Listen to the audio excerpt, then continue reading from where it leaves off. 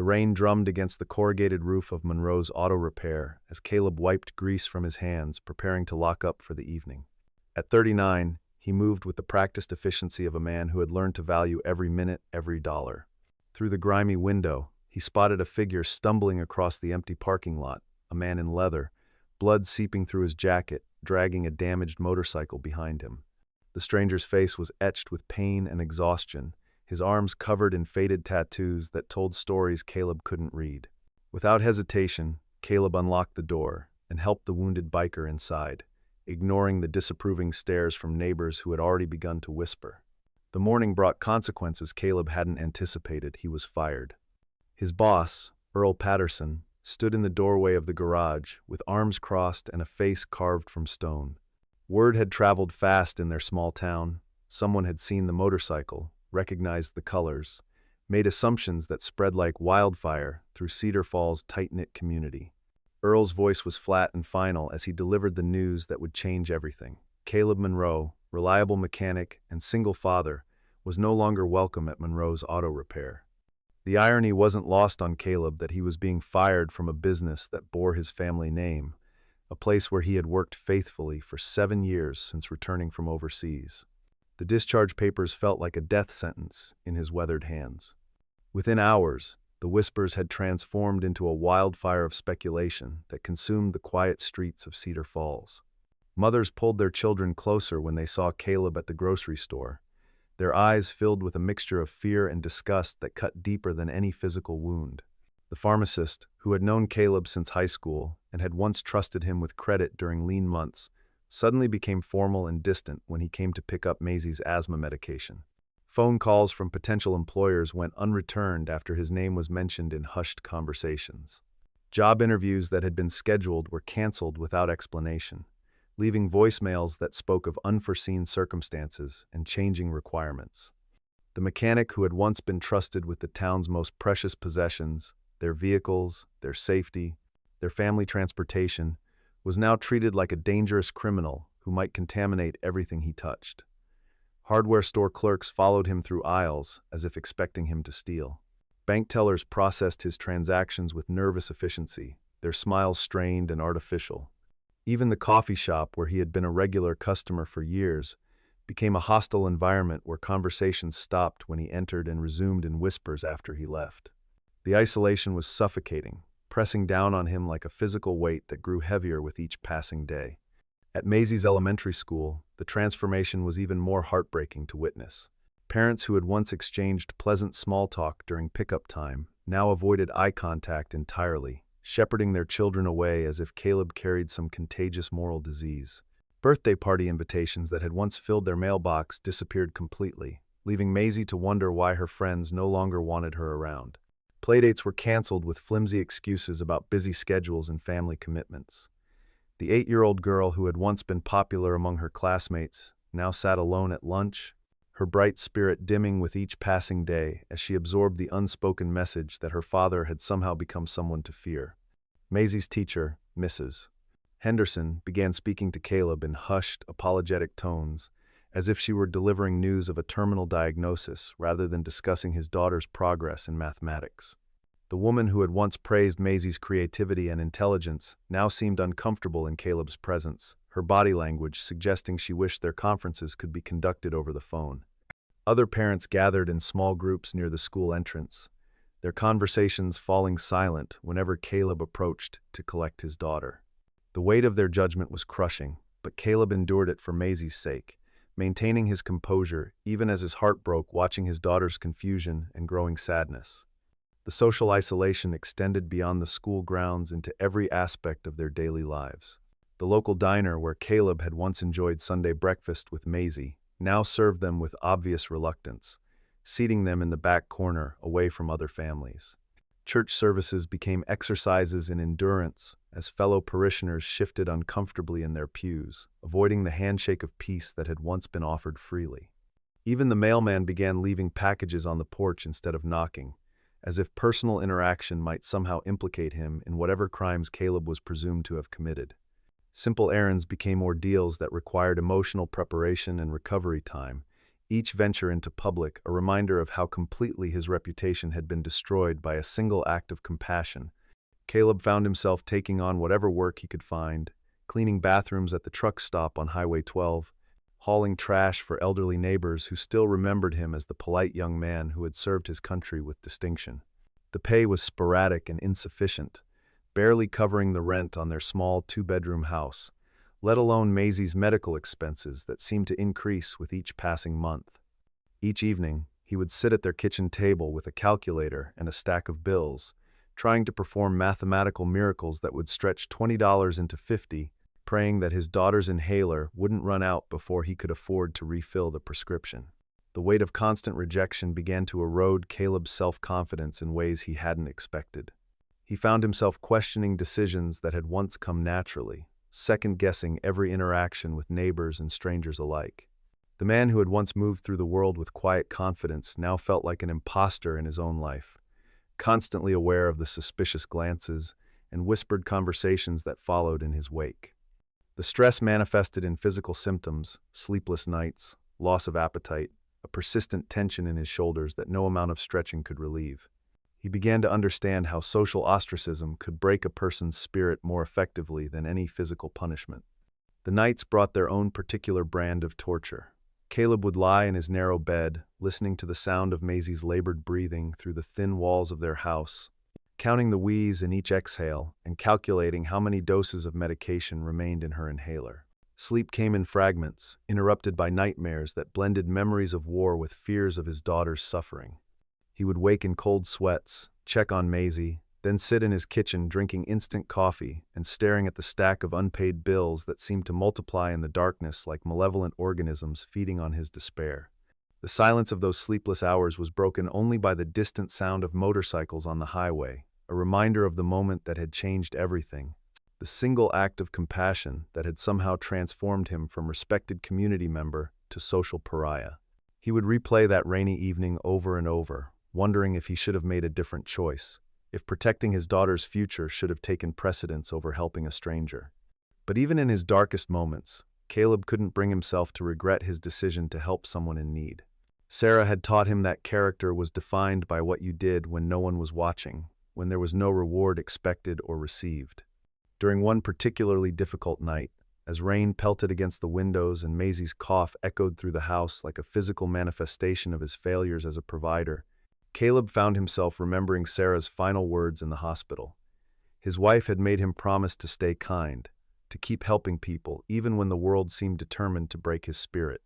She had believed that goodness was a choice that had to be made again and again, especially when it felt impossible or unrewarded. Her faith had been absolute, unshakable even in the face of her own mortality, and she had passed that conviction to him like a sacred trust that he was honor-bound to preserve. The memories came in waves during those sleepless nights, carrying him back to the day Sarah died in the twisted wreckage of their sedan, victim to a drunk driver who walked away without a scratch while she bled out on the asphalt of Interstate 40. Caleb had been deployed when it happened, had to beg for emergency leave to come home and bury his wife while learning to be a single father to a traumatized 4-year-old who kept asking when mommy was coming home.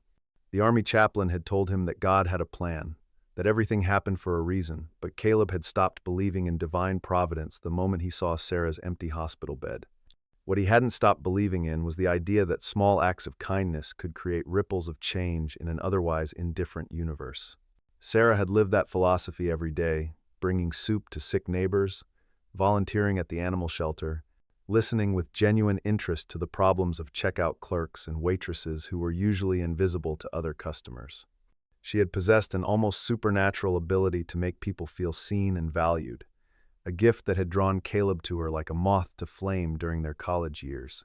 It had been the kindness of strangers, the neighbor who mowed his lawn without being asked, the teacher who stayed late to help Maisie with her reading, the mechanic who gave him a job when his military experience seemed irrelevant to everyone else, that had kept him anchored to hope during those dark early months of widowhood.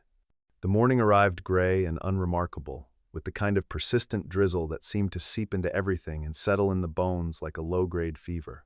Caleb was heating a can of soup for breakfast, stretching their meager grocery budget by making meals that could serve double duty as lunch, when he noticed something unusual on his front porch, a dented metal box that hadn't been there the night before. The box looked old, weathered by years of use and neglect, its surface marked by scratches and rust stains that spoke of a hard life in unforgiving environments. Inside, wrapped in a piece of old cloth that might once have been a bandana, he found a faded photograph of a young boy with serious eyes and an expression of innocent hope that seemed heartbreakingly familiar. The child in the picture couldn't have been more than 7 or 8 years old, his smile bright and unguarded, his clothes neat and carefully maintained by someone who loved him. Beneath the photograph was a letter written in careful handwriting, each word formed with the deliberate precision of someone who had learned that communication was too important to be rushed or careless. The words were simple, but carried the weight of years of pain and gratitude that had been accumulating like interest in an emotional account that could never be fully settled. The writer thanked him for seeing a human being instead of a stereotype, for offering help without asking questions that might have revealed uncomfortable truths, for treating him with dignity when the rest of the world had written him off as worthless and irredeemable. The letter spoke of transformation, of a moment of grace that had reminded its author that redemption was possible even for those who had traveled too far down dark roads. The letter explained that the writer had been estranged from his family for over a decade, living on the edges of society and convinced that he was beyond redemption or forgiveness. He had built walls around his heart so high and thick that he had forgotten what it felt like to trust another person's motives or accept kindness without suspicion. But something about Caleb's simple act of compassion had sparked a memory of who he used to be, before anger and disappointment had hardened his heart into something that felt more like scar tissue than living flesh. For the first time in years, he had called his father, had taken the first tentative steps toward reconciliation and healing that felt both terrifying and necessary. The conversation had been awkward, punctuated by long silences and careful words, but it had been a beginning rather than another ending. The letter was signed simply E, no last name, no return address, just a single initial from someone whose life had been touched by an act of grace that he would never forget and could never adequately repay. Caleb read the letter 3 times, his hands trembling slightly as the words sank in and began to reshape his understanding of that rainy night. He thought about all the assumptions he had made about the injured biker, how easy it would have been to turn away and lock the door, to choose safety over compassion and justify it with reasonable concerns about his daughter's welfare. The photograph showed a child who could have been any child, innocent, hopeful, full of potential that life had not yet had the opportunity to crush or redirect. The sound began as a distant rumble, barely audible over the evening traffic on Cedar Falls Main Street, a low vibration that seemed to emanate from the earth itself before resolving into something more mechanical and purposeful. Caleb was helping Maisie with her homework when the noise grew louder, more insistent, until it became impossible to ignore or dismiss as routine highway traffic. He moved to the window and felt his blood turn to ice as the full scope of what was happening became clear. 40 motorcycles were arranged in perfect formation outside his house, their chrome gleaming under the streetlights, like weapons prepared for battle, their engines creating a symphony of barely contained power that made the windows vibrate in their frames. The riders sat motionless on their bikes, faces hidden behind dark helmets that reflected the streetlights like the visors of ancient warriors. They waited with the patience of soldiers before a battle, their formations so precise it seemed choreographed, their collective presence radiating an authority that transformed the quiet residential street into something resembling a military staging area.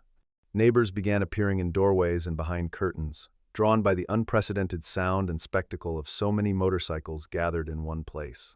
The air itself seemed to thrum with potential energy, as if the entire neighborhood was holding its breath, waiting for something momentous to happen. Caleb's instinct was to protect his daughter, to gather her in his arms and retreat to the back of the house where they might be safe from whatever was about to unfold. His military training kicked in automatically, assessing escape routes and defensive positions, calculating the odds of reaching Maisie's bedroom before whatever was about to happen actually happened. But something in their stillness, their organized precision, suggested this wasn't a random act of violence or intimidation.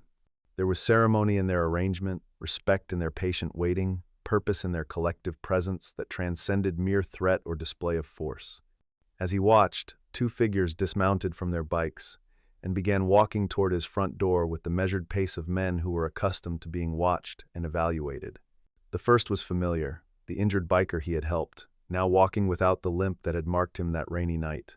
His posture straight and confident, his bearing transformed by what appeared to be a profound internal change.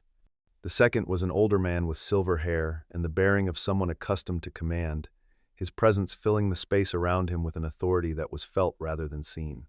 Maisie pressed against her father's side, her small body trembling with fear as the doorbell rang with a sound that seemed unnaturally loud in the sudden silence that had fallen over the neighborhood. Caleb had faced enemy fire in Afghanistan, had made split-second decisions that meant the difference between life and death for his fellow soldiers, had survived mortar attacks that had left him temporarily deaf and permanently changed.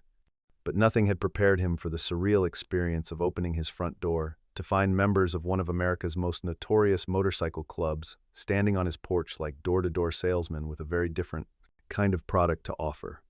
The older man stepped forward, removing his helmet to reveal weathered features and eyes that held decades of hard-earned wisdom, scars both visible and hidden, stories that could fill libraries if they were ever fully told. When he spoke, his voice was gravelly but respectful, carrying an authority that commanded attention without raising its volume, that made people listen, not through fear but through recognition of genuine power tempered by discipline and purpose. His words were carefully chosen, laden with the weight of a parent's gratitude and a leader's respect, spoken with the formality of someone who understood that some moments required ceremony to be properly honored.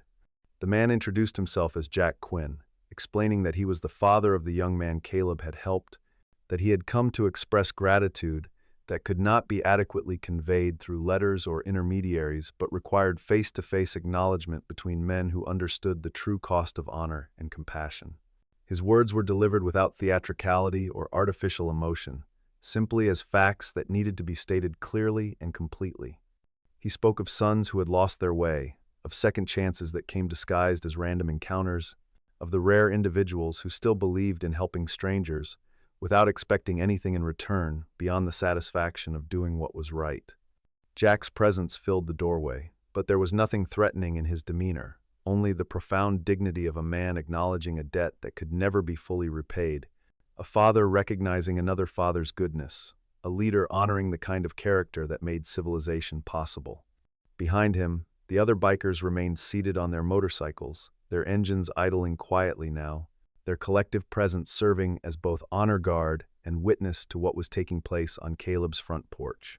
The scene had the quality of ritual, of something sacred being acknowledged in the most unlikely of circumstances.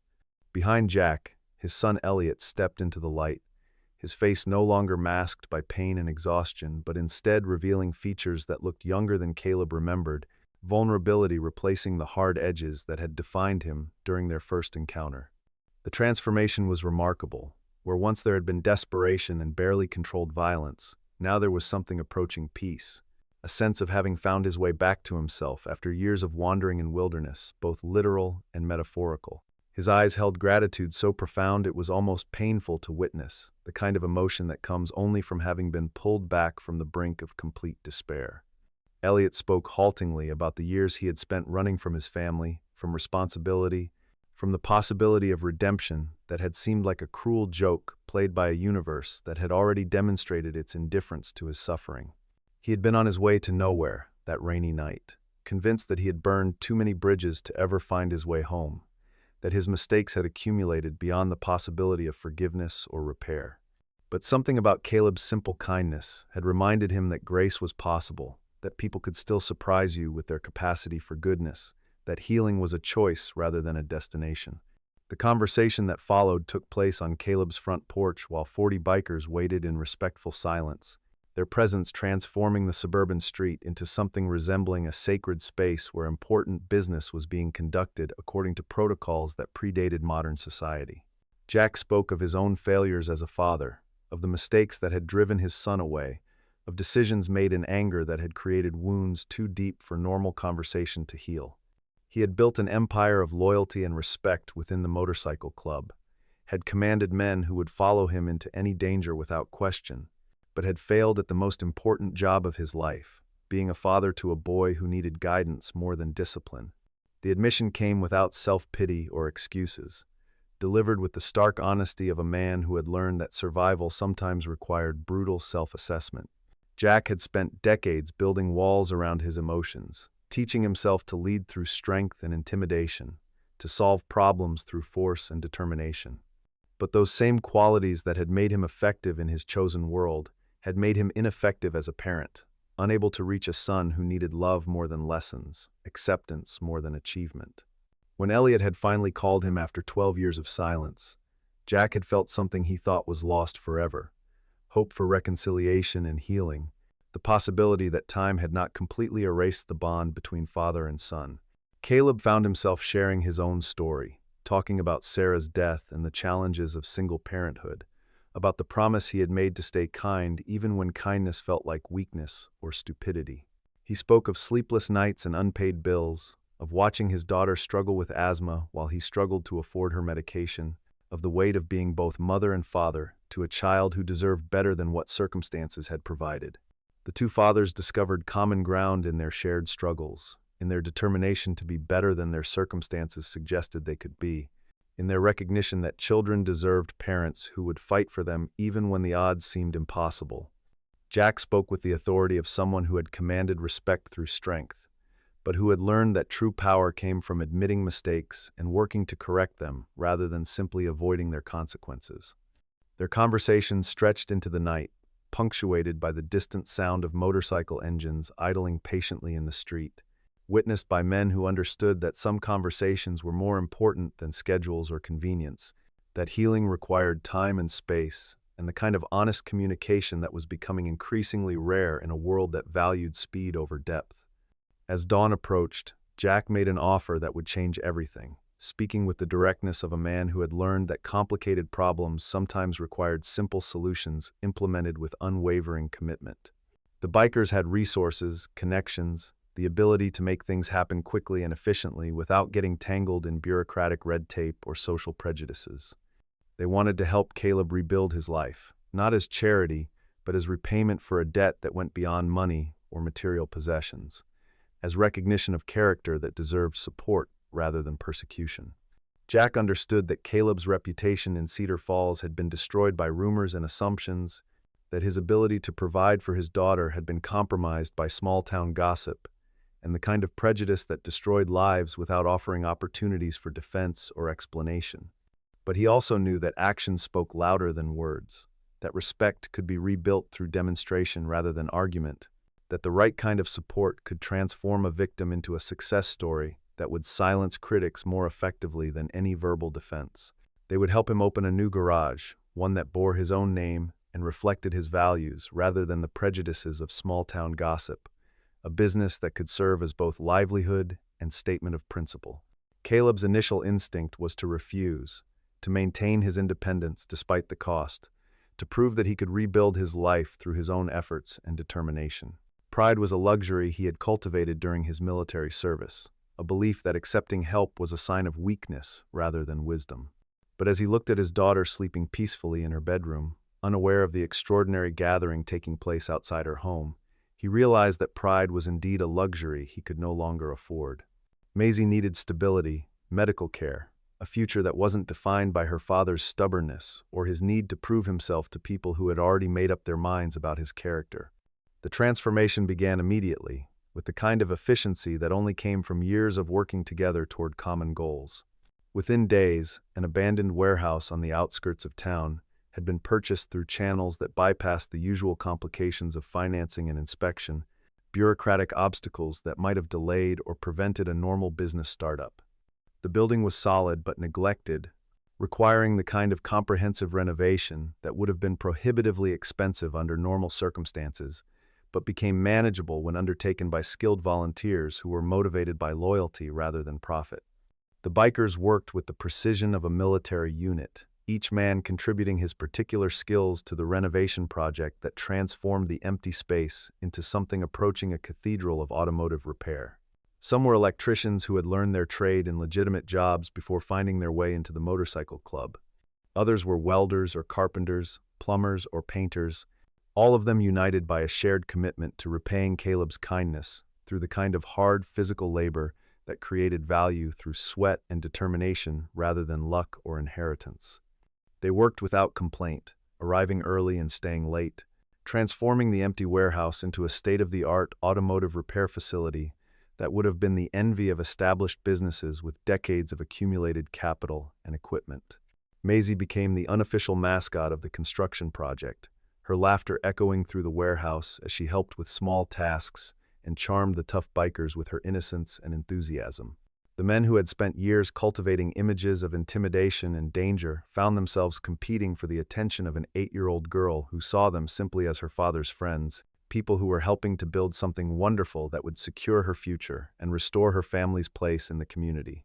She painted a sign for the office wall, her childish handwriting spelling out Iron and Grace in bright blue letters that seemed to glow against the freshly painted white background. The name had come to her spontaneously, she explained to her father, because the garage was full of iron things and graceful people who were helping them start over. The bikers adopted the name immediately, finding poetry in its simplicity and truth in its message, recognition that strength and beauty could coexist in the same space. That power was most impressive when tempered by compassion and purpose. Iron and Grace became more than just a business name. By RA, it became a philosophy, a way of approaching the world that honored both the toughness required to survive difficult circumstances and the grace required to help others do the same. As word spread about the new garage, Caleb discovered that his reputation was being rebuilt one satisfied customer at a time through the kind of organic marketing that money couldn't buy and critics found difficult to argue against. The bikers brought their friends, who brought their neighbors, who brought their coworkers, creating a customer base that valued honesty and competence over social status and conventional appearances.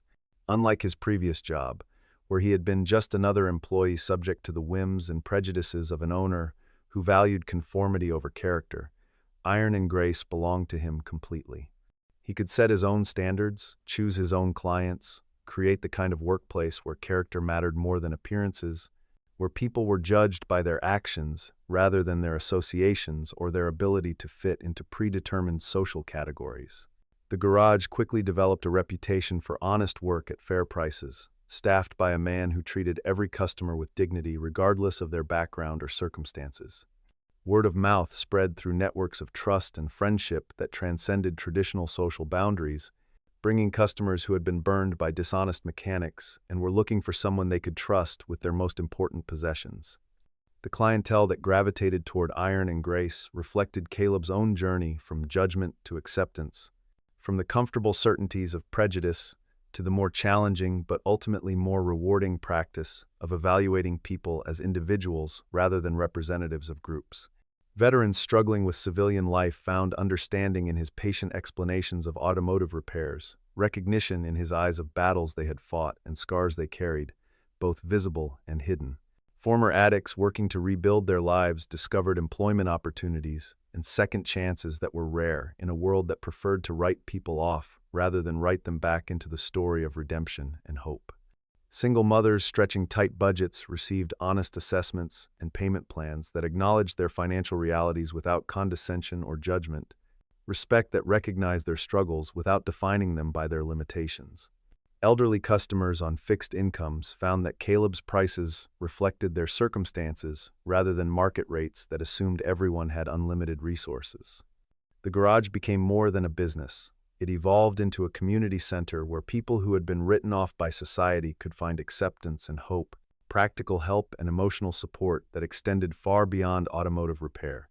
Caleb instituted a policy that surprised many of his customers but perfectly reflected the values that had guided his decision to help a stranger on that rainy night. He would teach basic automotive maintenance to anyone who wanted to learn, regardless of age or background or ability to pay for formal instruction. Teenagers from troubled homes learned to change oil and rotate tires, gaining confidence along with mechanical skills, discovering that they were capable of learning and creating value through their own efforts.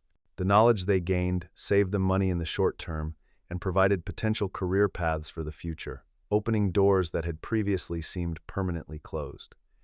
Elderly customers discovered they could perform simple maintenance tasks themselves, saving money while maintaining their independence and dignity in a world that often seemed designed to make them feel helpless and dependent.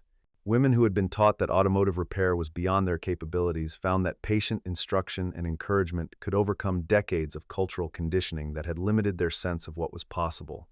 Maisie became his assistant instructor, her natural empathy helping nervous students feel comfortable asking questions and making mistakes, her presence serving as a reminder that learning was a lifelong process that should be marked by curiosity rather than fear. The success of Iron and Grace created ripple effects throughout Cedar Falls that no one had anticipated, transforming not just individual lives but the character of the entire community in ways that were subtle but profound. Other business owners began to reconsider their assumptions about the motorcycle club members who had become regular fixtures in town, their behavior challenging stereotypes through demonstration rather than argument. The bikers, many of whom had college degrees and professional backgrounds that had been overshadowed by their choice to ride motorcycles and wear leather jackets, challenged preconceptions through their actions rather than their words. They volunteered for community service projects that had previously struggled to find participants, donated to local charities that served children and veterans, and demonstrated that loyalty and brotherhood could be forces for positive change rather than intimidation and violence. Their presence in town became less threatening and more reassuring as people observed their behavior over time, their commitment to helping rather than harming, their respect for law and order that had been hidden beneath surface appearances that had triggered fear rather than recognition. The transformation was gradual but undeniable, changing hearts and minds through patient demonstration rather than argument or confrontation. Mrs. Henderson, Maisie's teacher, was among the first to apologize for her previous treatment of the Monroe family, her words carrying the weight of genuine regret and the promise of changed behavior in the future. She had watched Maisie blossom from a withdrawn, worried child into a confident young girl who spoke enthusiastically about her father's work and her new extended family of honorary uncles, who taught her about motorcycles and tools and the satisfaction that came from building something useful with your own hands. The teacher recognized that her assumptions had been based on fear rather than facts, prejudice rather than experience, the kind of lazy thinking that was easier than the challenging work of evaluating individuals on their own merits.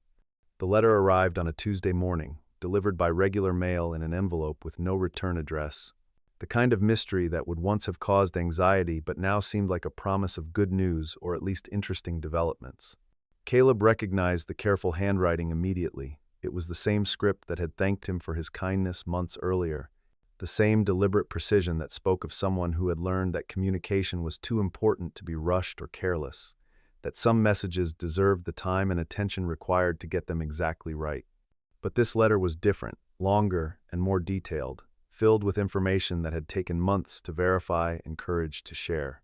It was signed with a full name rather than just an initial, Jack Quinn's signature bold and confident at the bottom of several pages that would transform Caleb's understanding of the connections that bound their lives together in ways that neither man had realized when they first met on.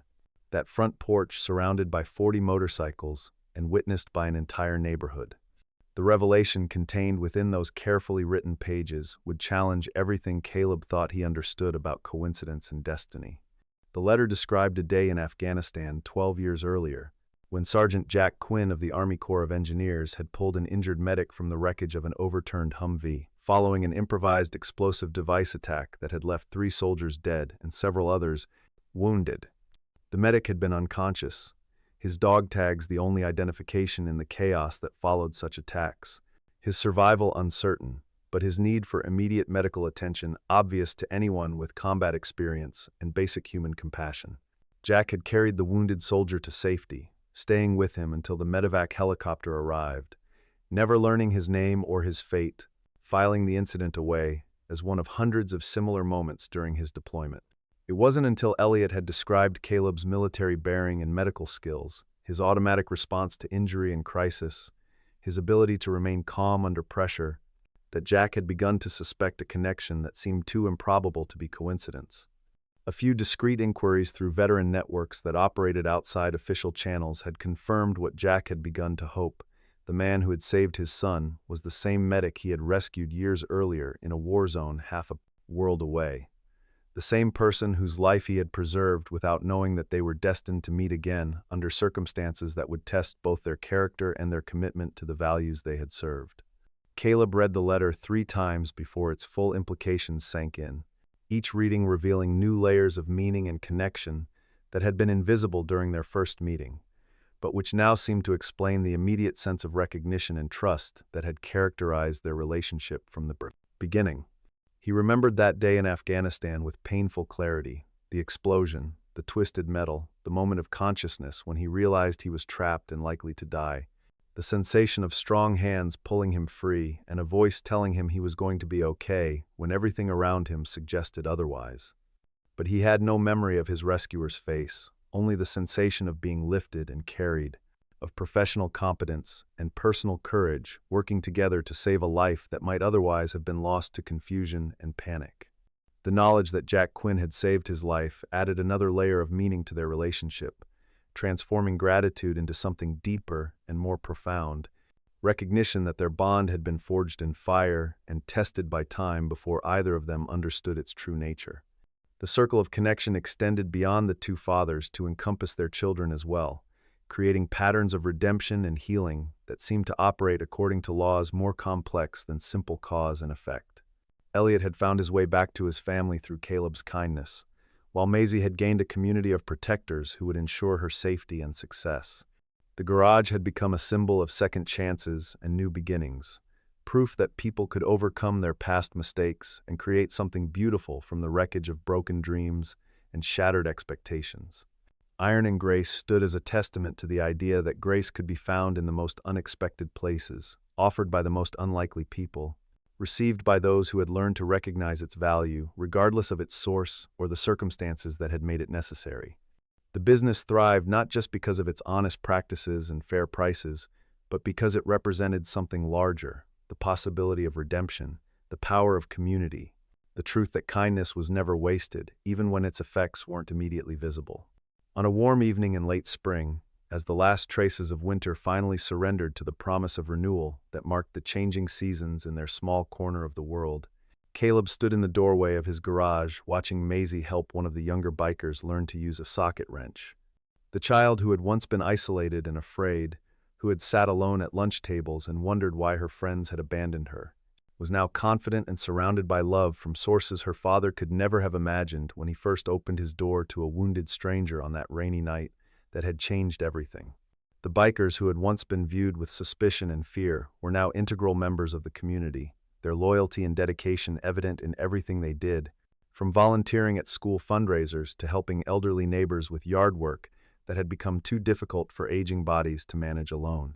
The transformation had been gradual but complete, changing not just individual lives but the character of the entire town, proving that prejudice was a choice rather than an inevitable response to difference, that understanding could replace fear when people were willing to look beyond surface appearances to recognize shared humanity.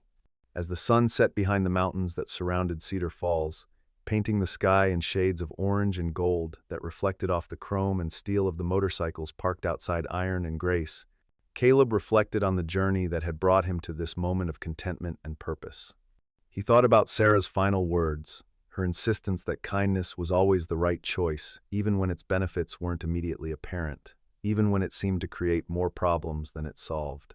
Her faith had been vindicated in ways that neither of them could have imagined during those final conversations in the hospital, her belief in the power of grace to transform lives proven through the most unlikely circumstances and unexpected allies. He thought about the wounded biker he had helped on that rainy night, never imagining that his simple act of compassion would create a family he had never expected and a future he could never have planned. The decision to open his door and offer help to a stranger had seemed like the most natural thing in the world at the time, guided by values that Sarah had helped him understand and military service had reinforced.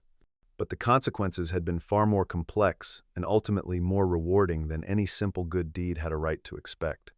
The garage buzzed with activity around him, filled with the sound of laughter and the smell of motor oil, alive with the energy of people who had found their place in the world through the simple act of being accepted for who they were, rather than judged for who they had been.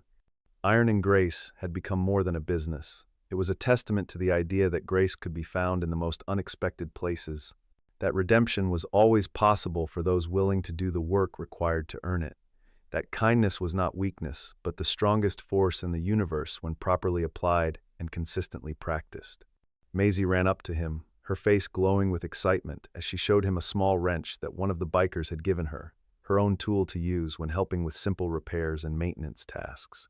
Her recovery from the shy, worried child she had been during their darkest months was complete, her confidence restored along with her father's reputation and their family's place in the community.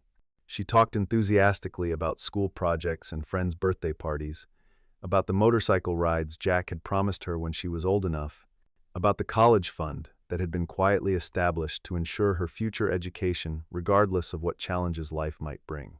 The lessons Caleb had learned during his darkest months had not been forgotten, even as his circumstances improved dramatically. He continued to help people who found themselves in situations similar to what he had experienced, offering employment to those who had been written off by other employers, providing references for people who were trying to rebuild their lives after making mistakes that had cost them their reputations. The garage had become known throughout the region as a place where second chances were not just possible but expected, where people were judged by their current actions rather than their past failures. Jack Quinn had become more than a business partner or grateful father. He had evolved into something approaching a mentor and friend, someone whose experience and wisdom complemented Caleb's technical skills and natural empathy. Their conversations during quiet moments at the garage ranged from practical business matters to deeper philosophical questions about redemption, responsibility, and the ways that seemingly random encounters could reshape entire lives. Both men had learned that leadership was less about commanding respect than earning it through consistent actions that reflected clearly defined values.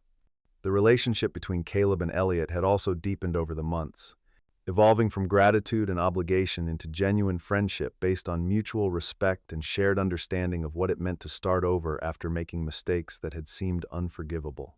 Elliot had taken on increasing responsibility at the garage, his mechanical skills complementing his father's business acumen and Caleb's reputation for integrity.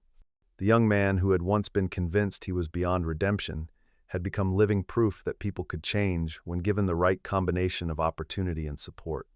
As the evening settled around them and the last customers departed for home, Caleb locked the doors of Iron and Grace and walked with his daughter toward their truck, surrounded by the family of choice that had emerged from the ashes of judgment and prejudice. The bikers who remained called out their goodnights, their voices carrying the warmth of genuine affection and the satisfaction of work well done, relationships built on mutual respect rather than obligation or fear. Tomorrow would bring new challenges and opportunities, more chances to prove that character was defined by choices rather than circumstances. The circle that had begun with one man's decision to help a stranger in need had expanded to encompass an entire community, proving that kindness was indeed contagious when properly applied, that grace had the power to transform not just individual lives but entire communities when people were willing to look beyond surface appearances to recognize the humanity that connected them all. Iron and Grace stood as proof that second chances were not just possible but necessary, that healing could happen when people were willing to see past their fears to recognize the potential for good that existed in even the most unlikely circumstances and unexpected people.